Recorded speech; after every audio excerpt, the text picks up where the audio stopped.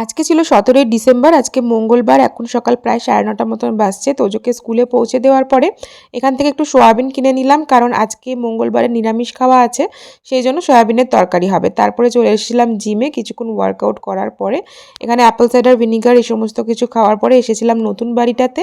সেখানে রঙের কাজ তো সমস্তই হয়ে গেছে, আর কিছুদিন পরেই রেন্ট বসেও যাবে পরের মাস থেকে। এই সমস্ত কিছু করতে করতেই 12:30 কখন বেজে গেছে। তোজোকে স্কুল থেকে নিয়ে চলে এসেছি।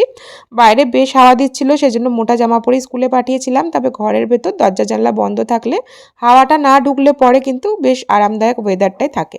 তোজোকে এখানে স্নান টান করানোও হয়ে গেছে, তোজোর খাওয়া কমপ্লিট। এখন তোজোর নতুন বন্ধু হয়েছে রেক্সো, মানে ডাইনো। বিভিন্ন ধরনের ডাইনো নিয়ে এখন খেলতে তোজো ভীষণ ভালোবাসছে।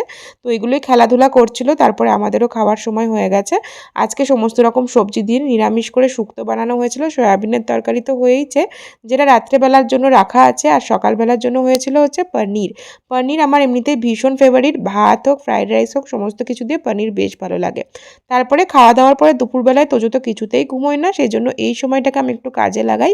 এই সময় তোজোকে পড়তে বসাই, কারণ সন্ধেবেলায় তোজোর এনার্জি একদম ডাউন থাকে।